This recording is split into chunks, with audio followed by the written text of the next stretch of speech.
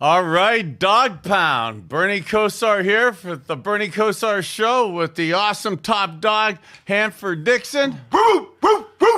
Excited to be coming to you post a Thursday night special on Amazon Prime. Our Cleveland Browns got the 2-1, beating the rivaled PittsTurd Steelers. I think you and I are happy today. We have a smile on our face just for the fact of those words you just said. Beat the PittsTurd Steelers, and Bernie atop of the division, 2-1. Special Victory Friday here, top dog. We've got our awesome producer, Gabby Cruz, Dave Big Play McAllister, and then a new addition from last week. Oh, God. Ken. Oh, yeah. Have you looked, Ken, the angry Ken. Bernie, have you looked over there at him today? I mean, what the hell is going on over there? He's got sunglasses on. He's got this white, whatever the hell that is. Well, and then guys, he's got a you want to necklace know on. what this is? This is the victory chain. We wear the victory chain, and I'm an old guy. You got to stay up late. I don't like it. You don't fall asleep till 2 o'clock in the morning. Then you got to get up early for the show. That's why we got bloodshot eyes. Hey, Gabby, I think he's hungover. What do you guys He think? didn't bring me any sunglasses either. I was at the game yesterday too, Ken. He can't be angry Ken on a Victory Friday. We're going to get beating into the this. Steelers to go 2-1. All right, guys, let's get into our opening drive. We do want to break this down. Get your initial impressions with this comeback. You know, this bounce back. I know you're still on angry over there, right? Oh, yeah, Angry we'll get meter? into the angry Yeah, meter. Ken's not recovered quite yet, but let's get into this.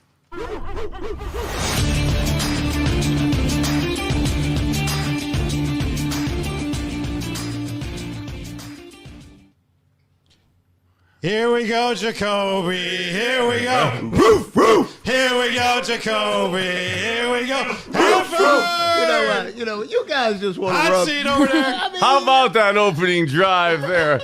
I mean, I was waiting on this one. I deserve it. I deserve it. I deserve it. You know, I'm starting to become a believer in Jacoby, Bernie. You know I was all over him, giving him a hard time, but I thought he played a pretty good ball game. Not only did he play a fantastic game, actually both quarterbacks played a fantastic game and threw the ball phenomenal last night. And we're not just saying that because of the W, but it was miserable to start the game out with the win last night. And to have a windy conditions like that and have Jacoby come out there on a national TV audience after what happened on Sunday, to have another solid game to get better. It was a special night for him. Well, I'm glad you mentioned the conditions on that field because I was down there. I got there probably about 4:30, and I was there 4:30 probably until about 6 o'clock down on the field. And I was in the dog pound section. I did something with Amazon down there. They had a few people down there. Went down, took a few pictures, signed some autographs, but I'm telling you, that win was absolutely blowing. And I knew it was going to be difficult situations, not only just to try to throw the football, but also when those kickers trying to kick. Well, we saw the kickers have the issue last night with that. You know, throwing the ball from, you mentioned 4:30, the afternoon yesterday, and that happens a lot at this time of the year. 1, 2, 3, 4 o'clock. You get excessive winds like that. It got calmer as the night went on, but at 8 o'clock last night, 9 o'clock last night, the winds were still excessive. And you have to almost have two types of game plans. And I knew myself, I was kind of preparing myself thinking, heck, if I'm the quarterback, what am I going to have to do? And that's when you absolutely get fired up about the running game. But again, to talk about Jacoby, his ability to throw the ball last night, his accuracy, his carving the ball, carving spirals through that win last night with excellent accuracy. That was very impressive. All right, so Bernie, that's a nice segue. Let's get into it. I know fans, we're sitting on the edge of our seats. That opening drive, it's a third down, and he drops back, and it looked like he hesitated. We don't have that play, but Bernie, tell us a little bit. Did he hesitate there? Did he miss that throw on that first third down? You know, the first third and like 9, it would look like a little curl right route at about 14, 15 yards. It looked like he was a tad tardy going to that. It was his third read, though, versus zone coverage. And early in the game, he is a little late going to that. But also, with the wind early in the game, as Hanford astutely pointed out just a couple seconds ago, the ball did float just a little bit. But that was probably one of the last throws that I think he was just a little late on. And from that point forward, his accuracy, his timing was impeccable. I think what you have to look at, too, a lot of times on that play, you have to understand the defense go through a whole week of preparation. And what I mean by that is they want to know everything of what the opposing offense is trying to do. They want to know what formation you line up, if you go into motion, things that you're going to do. And it's like I always say, it's like a computer when you're out on the field running through your mind. And I think one of the things, maybe some hesitation, someone maybe got into his, like you said, it was his third read, but also when he really wanted to go to it, someone probably was in his throwing lane. And as a result, that's why maybe he hesitated. I mean, you know better than me. I'm just...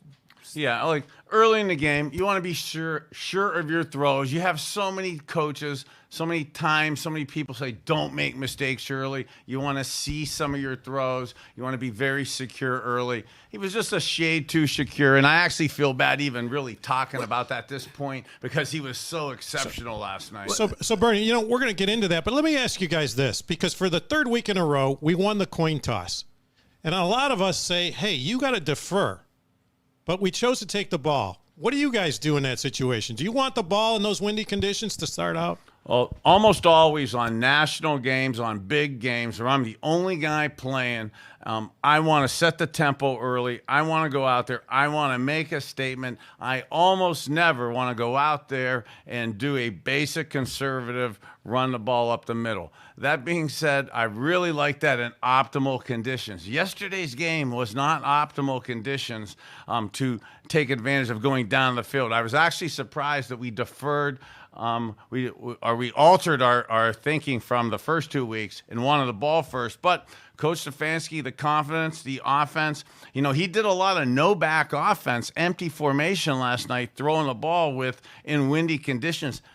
Coach Stefanski and Jacoby Brissett, by the way they performed last night, that showed they had the confidence and they wanted to get out there, and they made plays early. And to comment on that question, I think we think the same way defensively. I mean, obviously, we always want to start a ball game. We always want to go out there and set the tone of what we call the ball game.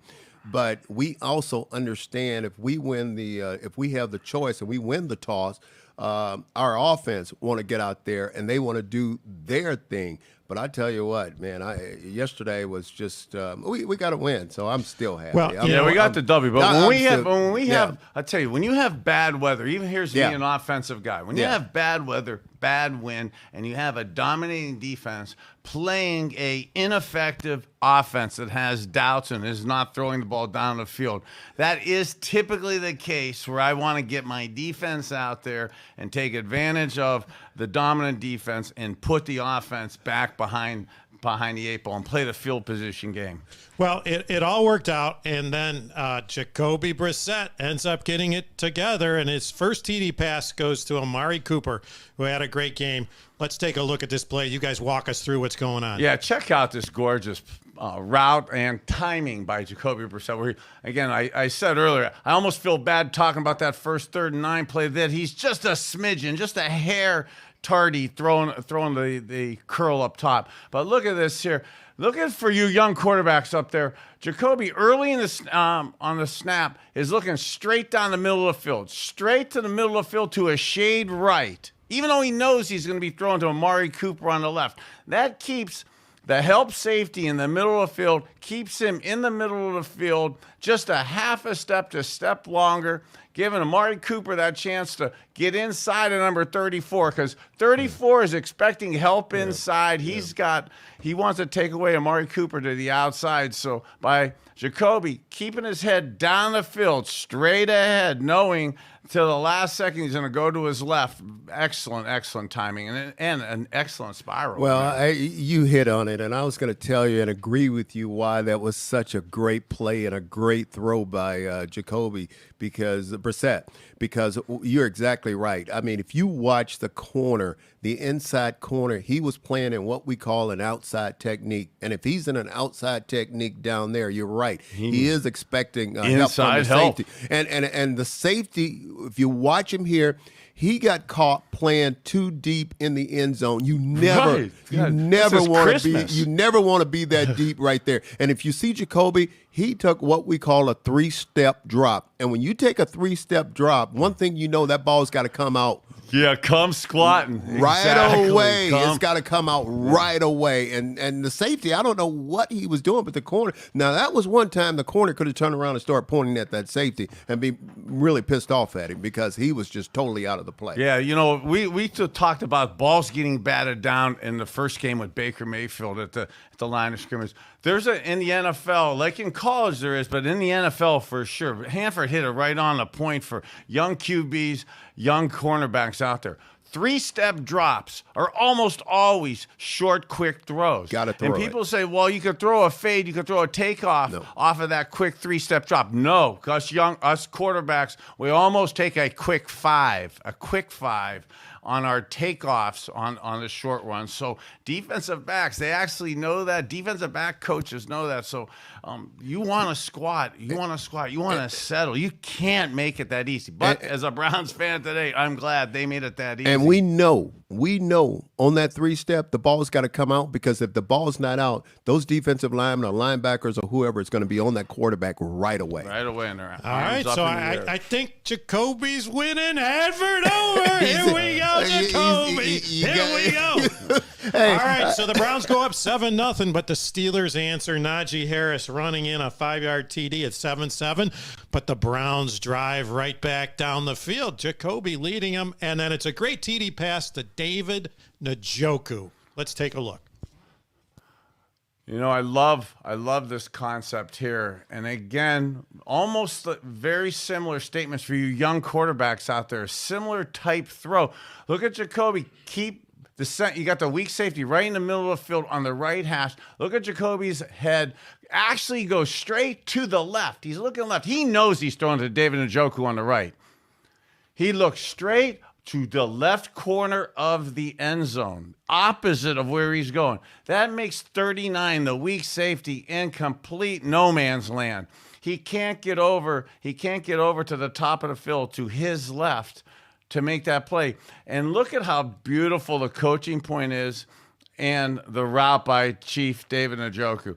He stems up the field. He knows he's going inside, but right there you saw those couple steps outside, pressing the outside technique of this poor number 34 who's going to get diced again for the second time. Well, and what I want you to do, too, here on this is check out, I thought it was very, very smart by Njoku, because if you look at him, look at his alignment right there. His alignment is pretty much on the inside of Edge the of the numbers. And when you're on the inside of the edge of the numbers, the first thing in my mind as a defensive back corner, is that bow out. Here comes the bow out. He's going to run a That's corner, a why bow we out, set or him there. something to the outside. So that was very, very smart on his part. But like you guys said, Jacoby is starting to win me over because he threw this ball where no one could get that ball but Njoku, his tight end. Here we go, Jacoby.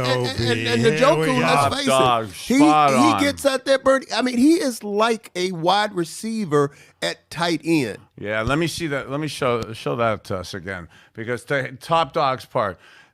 Jacoby's accuracy, his timing, impeccable. Coach Stefanski, Alex Van Pelt, Chad O'Shea with the receiver coaches out there. The astuteness, the attention to detail to be on the outside edge of the numbers, or the inside edge of the numbers, to show the Steelers, to show 34, the defensive back, that is probably looking like an outside breaking route. But to then stem it outside and then break it back in. But in the old days, I prided myself. That catch that Jacoby threw to Chief there, I prided myself on never throwing the ball above the guy's nipples. Okay, chest down, because corner safeties then were able to knock you out then. Now in today's game, in college and pros, and for your young quarterbacks out there, throwing from the chest up, because you're not allowed to hit the defenseless receivers, and you're able to now with security go up and make those plays. And see Jacoby throwing to a 6'6" David Njoku, who has a 40-inch vertical jump. That's almost impossible for Minkah Fitzpatrick, the great all-pro safety, to come over and make that play. Can't make it.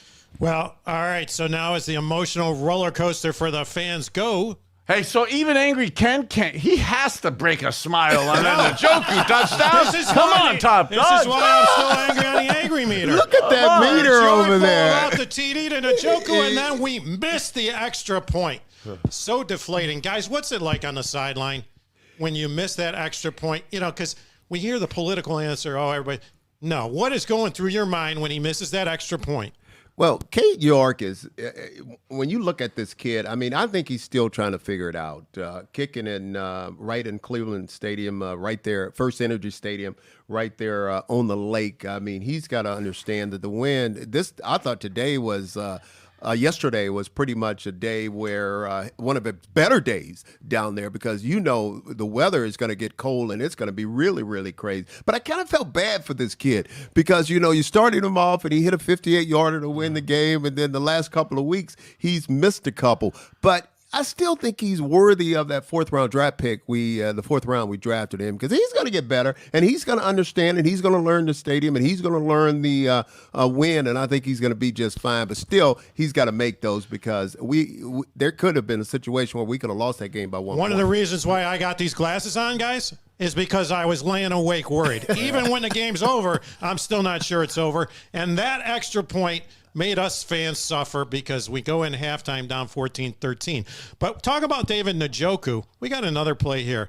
Let's talk about it. Was actually the Nick Chubb touchdown run, but David Njoku's not only doing it catching the ball, but he's blocking. Talk us through this, Bern. Yeah, check. This is a beautiful example. Before it's easy to talk about Chief David Njoku, the Browns offense today after a phenomenal game like this. We were talking about this last week.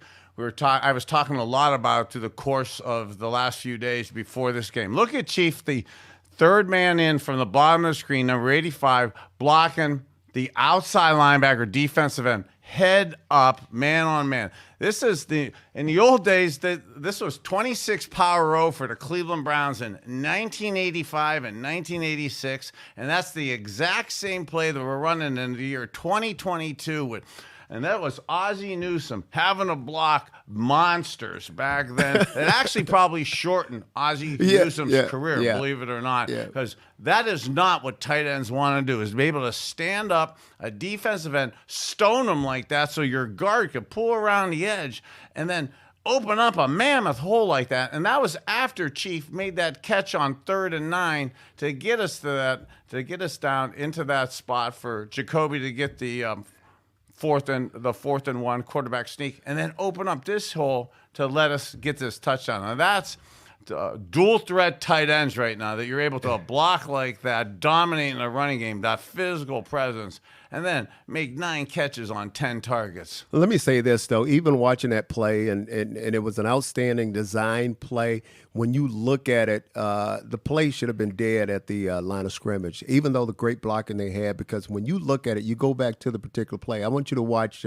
number 25, the safety. Okay, after all the blocks and all that, watch number 25 come up in the hole right here, and he should make this tackle right now. Now he should make that, and he just closed his eyes, and as a result, Nick Chubb is still running down the field. You still have to give Chubb a lot of credit, though, because this is what's phenomenal in today's game with our Cleveland Browns.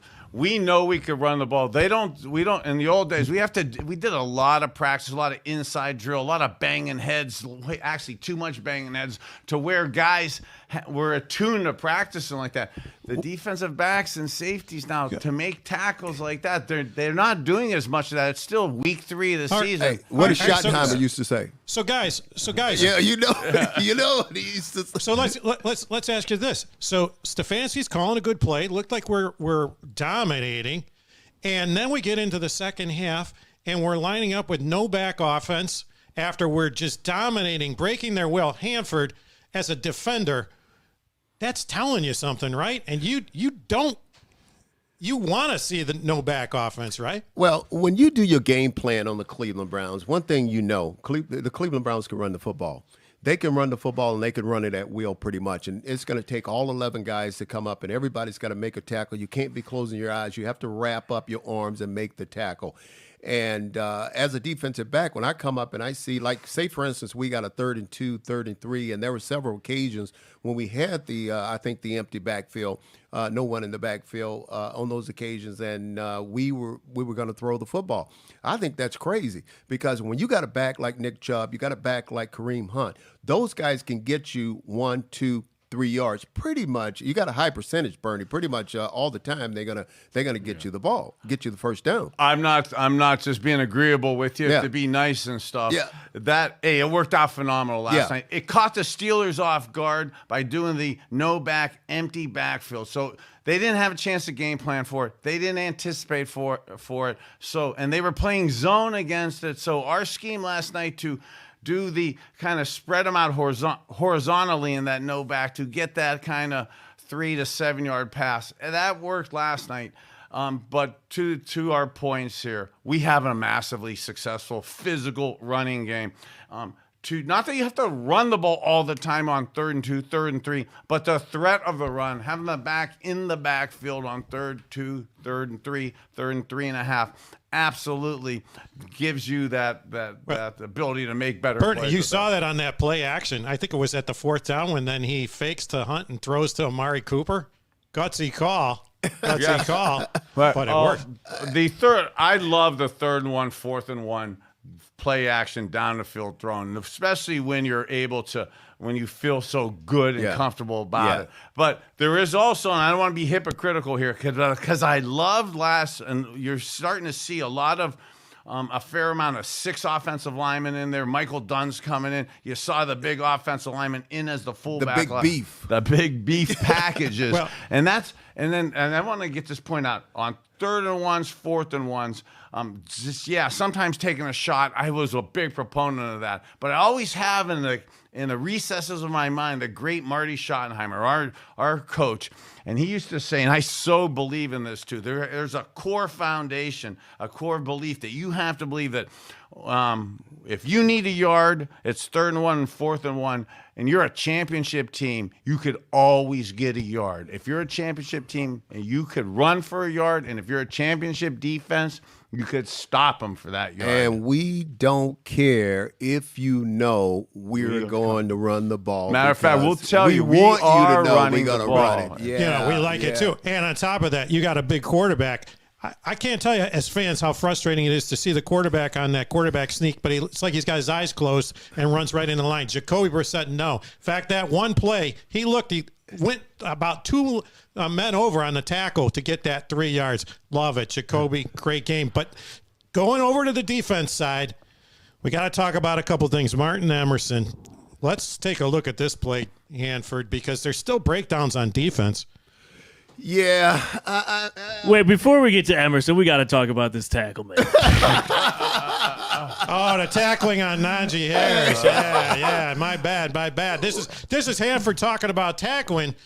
Well, one thing about Najee Harris, I mean, guys, he's a great back. I mean, out of the University of Alabama, we all know that he can run the football. But I tell you, Johnson need to be ashamed of himself on this one. I mean, he literally need to be ashamed of himself. Watch him right here come up on Najee. He didn't even look. You just laid your body. You can't tackle a back like that like Najee. You got to hit him. You got to bring your arms. You got to hit him, especially when you're down by the goal line, because if not, he's going to do exactly what he did to him. He took him right in the end zone. You definitely look how high he hit him. Boom! Hanford, boom! Hanford, be honest. How are you making that tackle? If you see Najee Harris coming at you, what are you doing? Can't think about it. Don't think you're trying to chop them. You can't think about it. If you think about it, you're going to go the other way. You're not going to go get him. You just got to go get him, and you got to hit him. I mean, you just got to. And what you have to do is you have to explode your body into him going forward, not take the blow. As if you look at Johnson, he took the blow. Najee gave him the blow. You have to deliver the blow. If you're going to stop him down there, you have to deliver the blow. I'm going to let Hanford accept that answer as the old quarterback. I'm sticking up for you, Josh Johnson. I'm with you, brother. All right, now let's go to the Martin Emerson in the flat again. Hanford, tell us what's going on here. Oh man, that was funny. Come on, big play. Tee me up here, big play.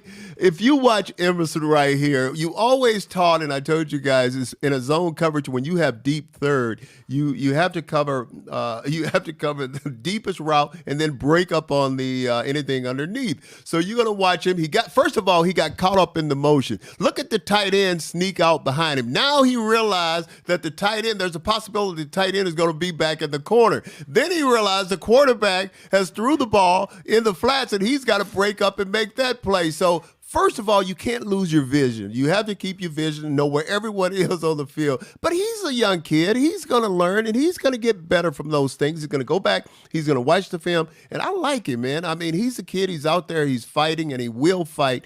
And I think he's going to be okay. Yeah, and actually, all things considered, with what's happening with the eye candy from the Steelers here, he's actually not doing too bad a job. I know he ended up looking funny on TV, and it looks like he's disheveled here, but... well, he can't close his eyes, because that's what he did too. He closed his eyes on the play, and as a result, he went right over his head. Hey, but for a misdirection play like that, to see that many orange jerseys backing around there for a rookie that's going to try to chop out ankles right there, he'll be getting a little flack. You know what? I would have been the first one on the sideline to grab him and say, "Hey, man, don't worry about it. It's okay. It's okay." That's why, Hanford, we need you out there coaching. We've talked about this past. We need you guys working with these guys. All right, so we saw some breakdowns still in the defense. People are asking, and we're getting a lot of tweets, why is the angry meter still on angry here? Well, first of all, as a Browns fan, I haven't got over the Jets' loss. And I know you're talking about Marty Schott and I were putting in the no, fans, we can't put that in the mirror. I'm laying awake last night thinking about that. But also, come on, special teams. How many times did we get penalized for too many men on the field? How does that happen? 2 or 3 times? And then the onside kick. I'll tell you what, when they lined up for that onside kick at the end of the game, it looked like the Steelers had 20 guys and we had 4 guys. And, of course, every Browns fan's got their heart in their throat. Balls come down. Now, we're thinking they must have practiced this 100 times. What does Donovan Peoples-Jones do? He dives right over the ball. And we're like, oh, no. Oh, no. The best play Schwartz has had all year is he knocks the ball out of bounds. But that was a good play. Well, that was a good play. But see, I guarantee you, he watched what Cooper did, and he said, "I'm not going to do that. I'm not going to be that person. I'm not going to get hit. I'm just going to knock it out of bounds." And because you have to understand, if we knock it out of bounds, it's still our ball. We still get the ball. Now, it didn't matter because Pickens was offsides, and that's going to take us into the final play that we got. But before we show it, Bernie, I think you were on the record. You wanted George Pickens, right?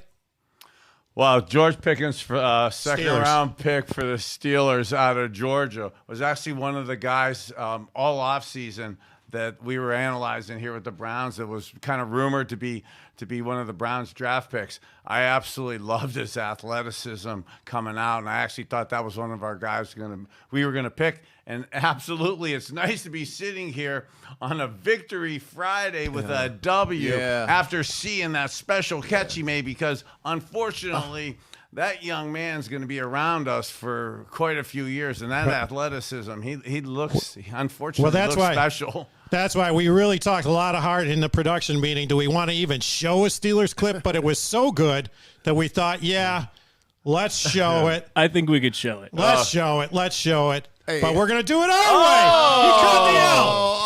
He caught the L. Look at his head. Look at his head where he's watching that ball. Look at how gorgeous that focus ball is. All the way. Hey, for us Browns fans, we've had a rough century with our Steelers. A rough century. Okay? To have that clip, to have that play happen to where they made a beautiful play like that and still lost the game. Oh, yeah. God bless it. Times are changing.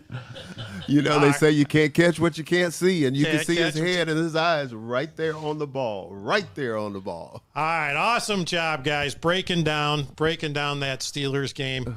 And now let's take it over to Gabby. All right, we're going to get a little betting focused here. We're going to do the big plays of the week. And I know, Ken, this is also your wheelhouse. Betting focus. How about a little kudos for picking out those winners last night? Rub it in. I gave a little secret recipe on my over. Rub it in. before we give you the kudos, I don't want the kudos. I oh, want no, the no, cash. because we got something. We got something a little special, and we're going to get to the betting here in a minute. But it's an away game, and we got to travel to Atlanta, and we thought, well, what was it like when you old guys like me were going on the road, especially when you got to live up to being the Sports Illustrated Playboy, cover boy, player. Hey, Bernie, what do you call? What are we calling that hairstyle? You call that puberty. Hey, that's player. That's who he is. He's player. That was Gabby, that was pre-daughters, okay? Honestly, all you needed was Ken's sunglasses, and this was That Chef's smile will get him every time. I wish I really had some good stories, but I was so into winning, and I'm not just saying this to look good on the show or look good now as an old man, but boy, when you go on the road, we're gone for probably less than 24 hours.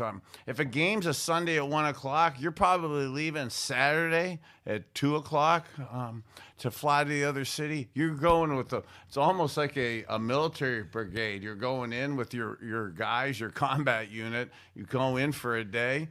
It's all business. And all about football. All about football. That's all right, so you guys are on the road. I'm sure Playboy Bernie's got his own suite. How about you, Hanford? You got a suite on the road? For some reason, I didn't believe Hanford in that. I shared it with, at some point I was rooming with Ozzy, and at some point I was rooming with Minifield. But you know how defensive backs, man. We ain't like those quarterbacks. You just show the picture again. Show that picture. Show player. Player get his own suite. You know what I mean? You know what's sad is I want to have some really good stories here. And I don't even know if I want to say this about God. I would look forward to the road because in games and stuff. Because Marty Schottenheimer, he didn't have us staying at the hotel a lot the night before a game. So on the road, I'd actually travel with Gary Danielson, and I would look forward to actually rooming with him because we were so boring. We'd go over plays all night. Well, you know what? So you guys traveled on the road, but it was no picnic when people had to come into Cleveland Municipal Stadium, and our Cracker Jack production team went and got some pictures of the old locker room, only for you guys to tell us, no, that looks beautiful. It was way worse than that. I tell you what. I think that was the visitors, right? Was that the visitors? That isn't even our stadium. Hey, I gotta tell you, that was so nice. That's twice as big as the home locker room. I used to feel sorry for the opposing team, though. Those guys come in here and they didn't even have Look at hot that. That's water. actually On a wood. cold day, they have to take a shower and they have to take a cold shower. I said, better you than me, big dog. Better you than me.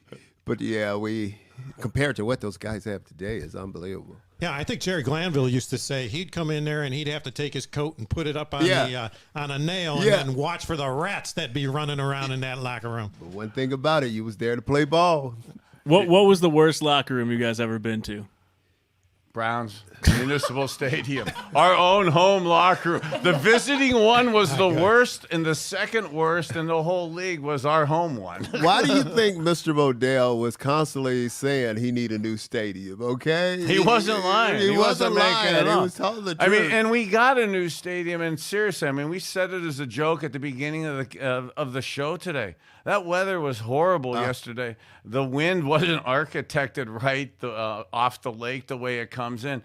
It's tragically challenging to play there. And we joke about Jerry Glanville and the no hot water and stuff, or the wind the way it was then or is now. But really, if you're able to check your ego at the door and you don't need the amenities and you don't overly care about your stats, and ultimately all that matters to you is getting a W, that somehow, some way, those really gross, sick conditions absolutely are optimal for us because that's who we are. We love that type of environment. We're used to it. And for guys that are coming in that are a little bit used to being coddled or having special treatments and stuff, it's a harsh reality. Yeah. I tell you what, I didn't care. I just wanted to play ball because I remember that old tunnel or dugout or whatever you wanted to call it we were coming out of. it was just, Oh, yeah. it was a scare. It was like you were coming out of a bomb, a bomb tunnel, yeah, a bunker, and then we're coming out of the old baseball, the baseball dugout. That first orange helmet hits, and you could hear the place literally. It shakes, man. Well, you should see what it was like. We talked about this last week, sitting in those stands and everything that went on there. But guys, you know, sports betting's coming to Ohio in January. We're talking about it, but when you're out there and you're playing, and we're talking about lines and spreads, as players, do you know what the point spread is? No, absolutely not. You don't even, it never even comes to your mind. I mean, you out there, you want to play, you want to win, and you don't care if you win by 40, if you win by 1. All you care about is the W.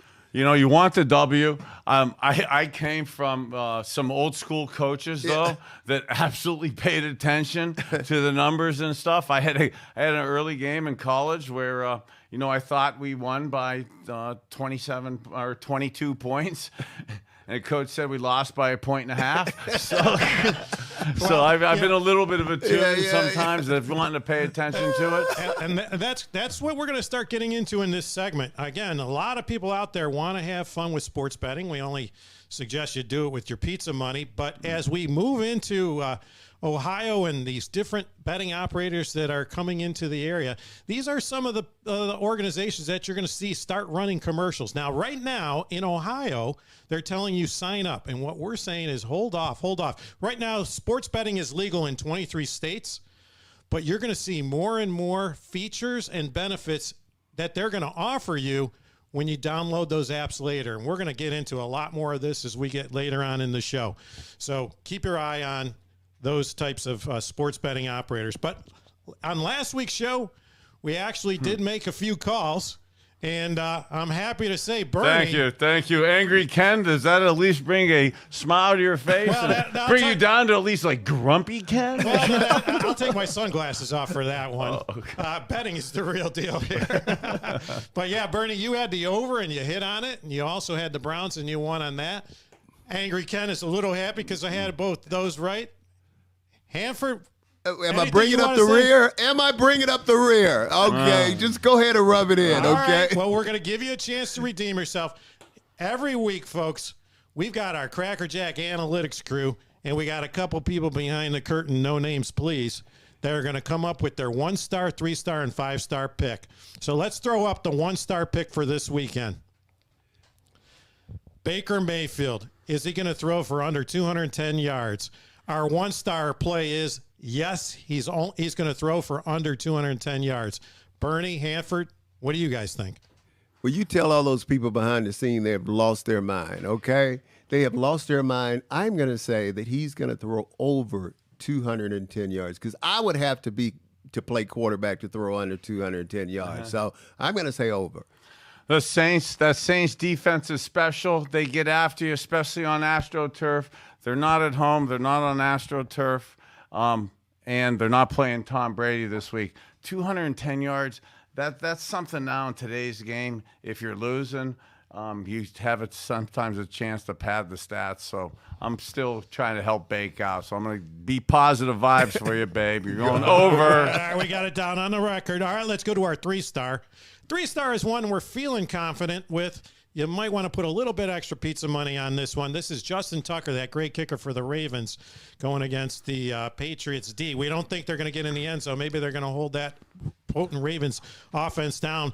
So here we've got Justin Tucker with more than one field goal. Well, I got to jump on this one first. And I'm not saying this because of my Bill Belichick history or not.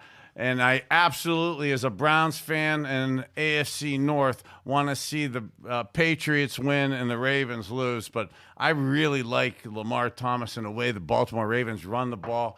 The Patriots, they have a really good defense. They have a really good pass defense. The way to go against a Bill Belichick defense is to run right at them physical. That's what the Cleveland Browns do. Unfortunately, that's what the Baltimore Ravens do. So I actually like we had said last week, I like these overs. I actually think they're going to score some points in these games, and I like the Ravens. So I think they could be scoring. I'm going to go with the over on that. I like that bet. So you let everyone know behind the scenes that I like that one. I think they're spot on that one. All right. Well, given your record last week, I'm sure they really are concerned. But we got plenty of time, Hanford. We got plenty of time. All right, now this is the 5-star. 5-star lock of the week. Last year, the 5-star came in over 92% of the time right. Tua, he had a great game last week, 6 TDs, but he threw 2 interceptions, and he's going against that vaunted defense of the mighty Bills. So what do you guys think? I think he's going to throw at least one pick. There you go. That's the 5-star. I think he's going to have at least one pick, Bernie. I don't root for any QBs, especially Miami QBs, since I played down there and I like that staff. But I think that's a good bet that he's going to throw one too. All right, so keep in mind, keep your eyes open for this. We're going to keep track. This is going to be a big part of our show moving forward.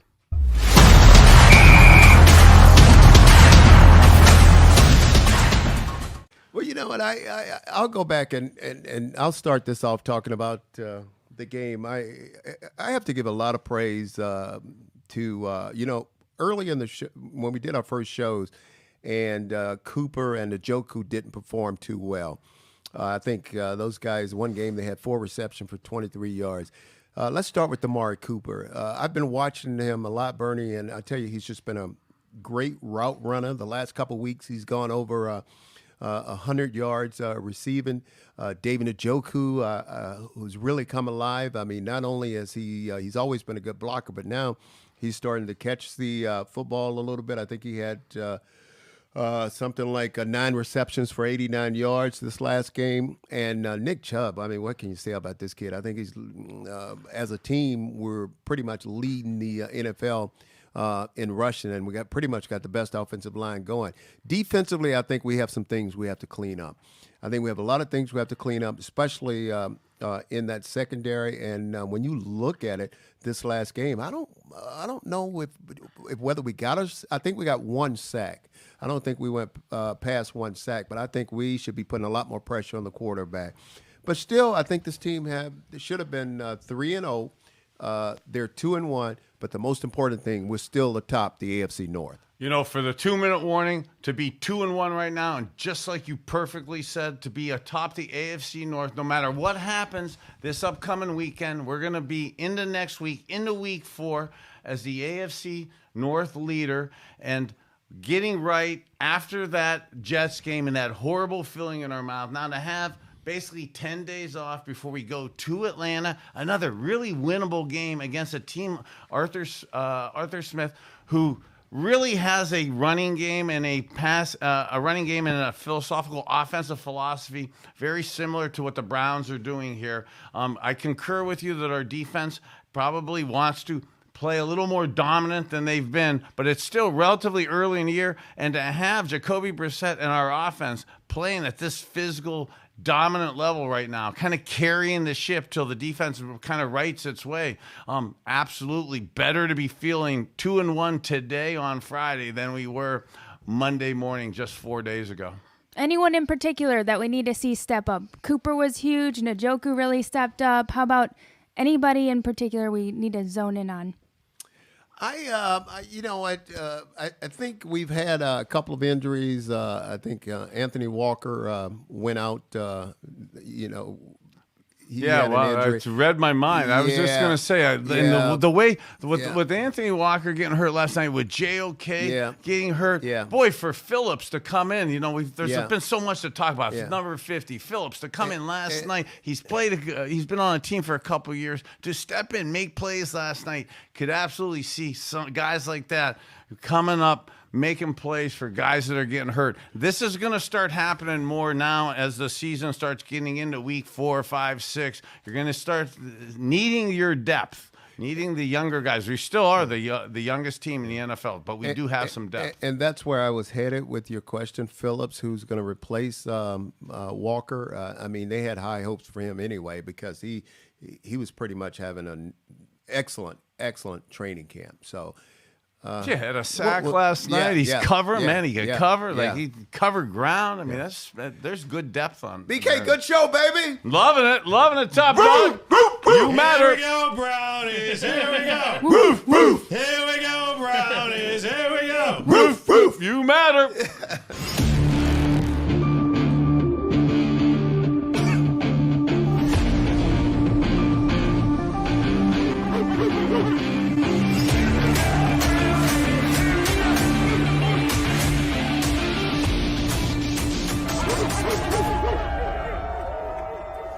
Welcome to Overtime. Today we are featuring some of Bernie's breakdowns. We did talk about it on the podcast. David Njoku, the Chief, and his touchdown. We hear a lot of praise for him and his blocking, but now we see him in the pass game in a meaningful way. Let's see the details on this. Love it. The defense should be to the left, should be to the bottom of the screen.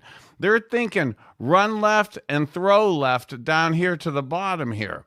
Well, that's a perfect scheme for, as we talked about during the podcast today, how Jacoby said, look how he's looking left the whole time, completely keeping the weak safety in the middle of the field.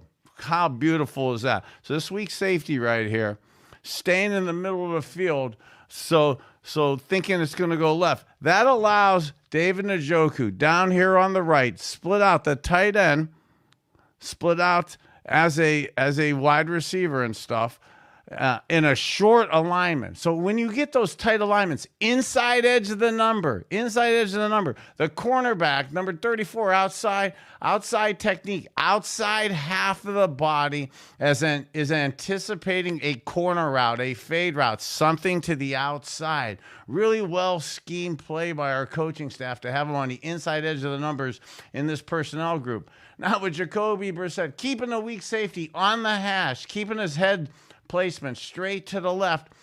David Njoku, straight release. Now look at about the 3-yard line, how he's looking to start breaking to the outside. That one or two subtle steps to the outside, that tells the cornerback 34 he's going to stay outside. Now Jacoby times it up, whips his head to the right. He's kept the safety in the middle of the field.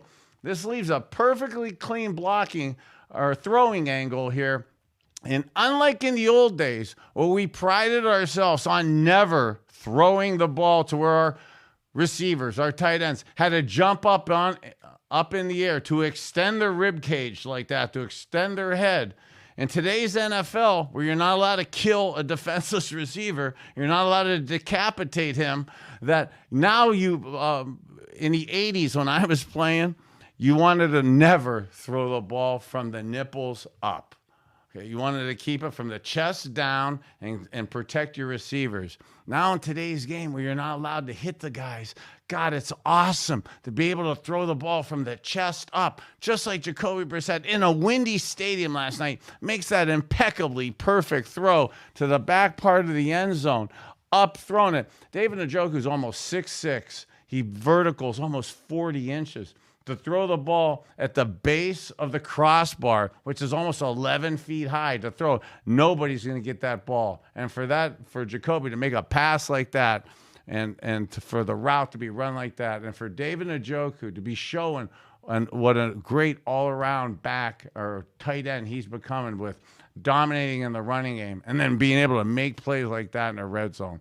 Good stuff for our Cleveland Browns. All right, Bernie, breaking down our X's and O's. I love it. Keeping up with those X's and O's.